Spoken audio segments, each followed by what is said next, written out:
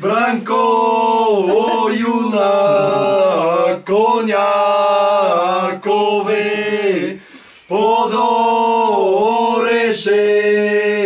столото, а до него първо ли бе, таму клинци подаваше, злато клинци, сребро в очи, проговаря Бранко, юнак, назад, назад, първо ли бе, да не ме там църни очи, ту тебе, ту коня, че дружина заминаха и за Бранко споменаха. Браво!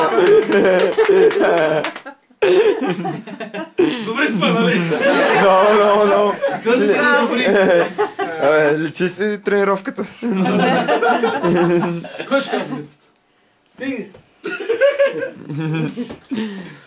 Ой, скочи Божията поможе, къде Богу боговахме, къде стани останювахме. Се одихме, разбивахме, кални друми, тъмни нощи.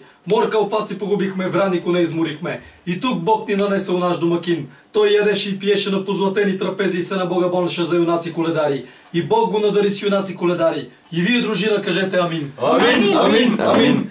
И той ги надари. Кантара месо, каракия, ведро вино. И он го Бог надари с четни и още по-четни синове. По поле бързи, по гора вещи. Кой го нили стигали, кой ка ги го ни убегали.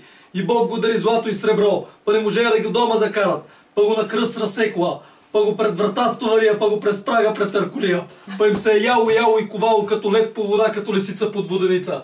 И вие, дружина, кажете амин. Амин, амин, амин. Айде, че е в сърдечната треска.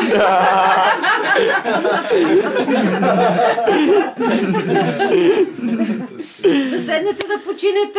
Нема време.